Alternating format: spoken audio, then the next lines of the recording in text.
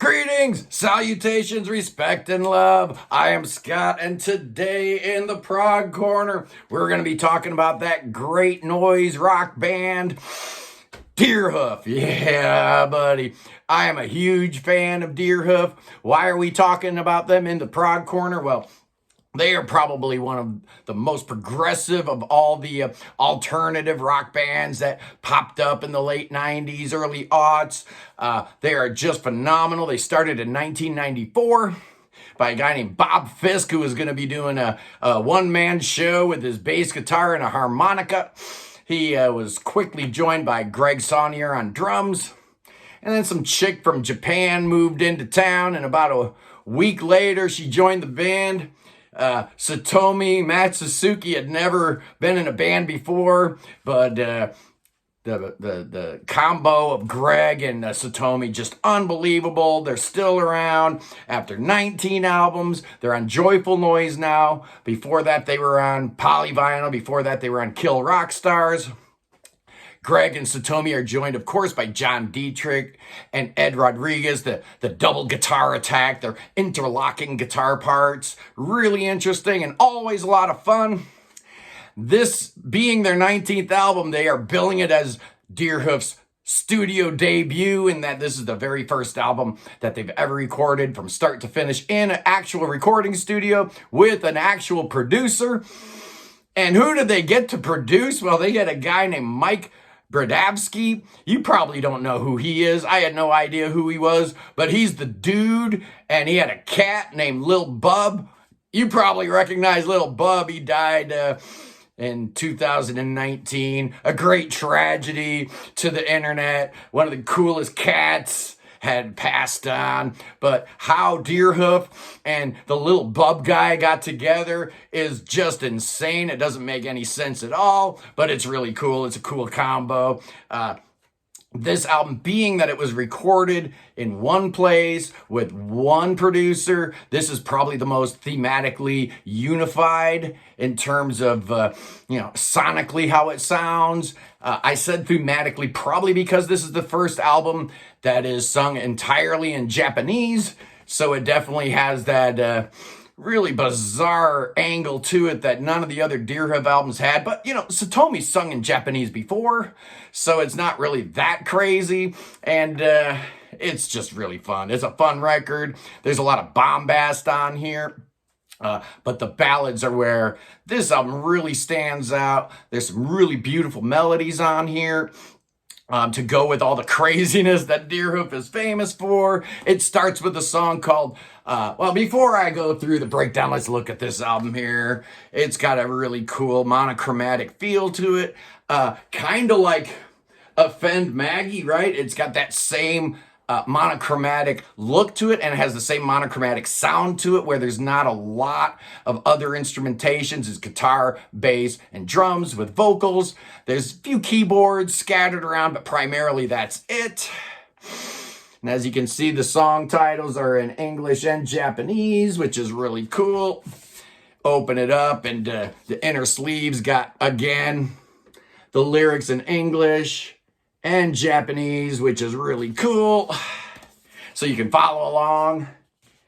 And it's on white vinyl, so, I'm a big fan of that. I wish they had done an English, a Japanese, and then maybe like a Japanese Romanized version so you can sing along. The lyrics in Japanese don't help me much. I don't know what those symbols sound like, so that's not great, but it's so fun. I really love this album. Like I said, it starts with Sit Down, Let Me Tell You a Story. Really great way to start it off. Real shiny, bright melody, happy little guitar figures floating in and out, squiggly, crazy stuff. You got the second verse comes in, and then the guitar figure's loud, and then the second time you hear it, it's soft. It's just a really cool thing with the two guitar attack. Ed and John are locked in, and it's really awesome. The next song is called My Lovely Cat with an exclamation point. I'm assuming this is for Mike's deceased cat, Lil Bub. Yeah, it is. And it's fun because in this song, the Japanese translations for Instagram and TikTok are Instagram and TikToks. You kind of get some of the lyrics yeah, you can figure it out. It's fun. It's herky jerky. It sounds really Asian. A lot of these melodies definitely sound Japanese, which is kind of odd because I don't think Satomi writes a lot of the music. I know she wrote all these lyrics, but musically it's always, John Ed and Greg writing the music. But why does it sound so Asian? I don't know. I love it. And the song just barrels forward and then it switches over into a minor key, which is weird, hearing Deerhoof in a minor key, and they just bludgeon you with it, man. They just repeat that chord progression over and over. And I don't mind not one little bit. It's so great. Next up is a little song called The Poignant Melody. And here again, the word for melody in Japanese is the same as it is in English. So you can kind of figure out a little bit about what's going on. The guitars are real chimey. And it's cool because you hear the guitar harmonics there.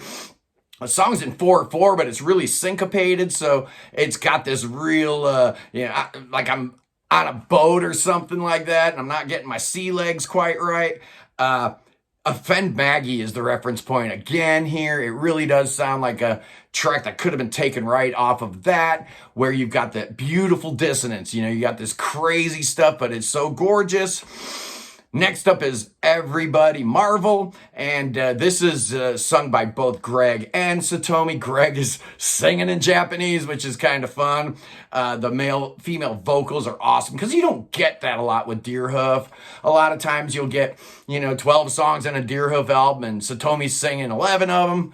And then, Greg sings one or John sings one, but here you've got them interplaying and it's actually really great. I love it. There's some keyboards in the background. This thing really does sound like it's straight out of the 90s. I'm imagining like Flood producing this thing instead of, dude from Lil Bub. It's got that sound to it, that Flood, late 90s kind of sound. Really great. Next up, the 5th track is an instrumental called Jet Black Double Shield. It's a lot of fun. It doesn't really go anywhere, but it's a really cool, refresher to get into the next song, which is my favorite song on the album, Miracle Level, the title track. It is so beautiful. Just starts out with a piano and Satomi's voice. Just a beautiful, beautiful track. I love it.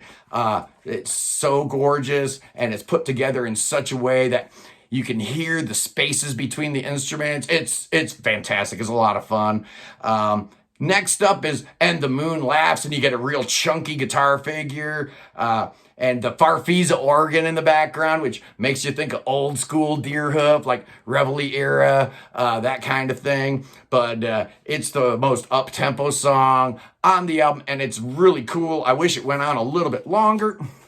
Next up is a bizarre track that I really, really like called The Little Maker. Real clean guitars. One's playing chords, one's playing figures, and then Greg's doing like rim shots, making you feel like you're in some kind of jazz lounge in Tokyo or something. It's a great track, and it gets you ready for the penultimate song, which is probably... I just said that A Miracle Level was my favorite song. I don't know. Maybe this one is Phase Out All Remaining Non-Miracles by 2028. This has got all the earmarks of Deerhoof, all the weirdness, everything in the kitchen sink kind of approach going on in this song. It goes through a lot of changes, but all of them are really fun and really melodic. Great, great, great, great track. Next up, the penultimate track. I don't know what I'm talking about here. Momentary Art of Soul, another song that ends with a exclamation point. Yeah, this song is a little bit of a letdown. It's the noisiest track on here. It's the longest track on here. It ends, the last half of the song is this weird interlocking polyrhythmic section that John and Ed get into. Goes on too long. It's my only real complaint about the album is the outro on this song just doesn't really do it for me. But they close out this album with Wedding March Flower. And this is where Greg is taking the lead vocals all the way through. Starts out with this little piano and Greg singing. It's a love song, which is kind of cute because I know Satomi wrote these lyrics. And Greg and Satomi used to have a thing, I guess. I don't know, were they boyfriend, girlfriend? Were they married? I have no idea. I don't really care, but it's just really fun to hear, a love song from Deerhoof. And as it's going on, there's this little thing that goes on with a bass drum and a guitar harmonic kicking at the same time. It's just a really cool way to end the album. It's a short album. It's only like 34, 35 minutes, something like that. So I am going to put at the end of this video a link to my ranking the Deerhoof albums so you can see where I slot this in. I'm going to put it maybe like 4th or 5th in their discography. It's not the best thing they've ever done, but it's real close. I like it better than Actually You Can or Teenage Cave Painters or whatever that thing was called. Love Lure was really good. This to me is probably their best album since Breakup Song, which I really like that album. So that's where I'm at right here. What am I going to score this bad boy? I'm giving it 4.5 headphones. If it weren't for that second to last song, it'd probably get a 5, but I'm real comfortable giving it a 4.5. I love Deerhoof. And like I said, go watch the ranking the Deerhoof video for more exciting information about the mighty Deerhoof. Anyway, I am Scott, and I love you guys. I will see you soon. Have a great day. Peace in the Middle East, and God save the King.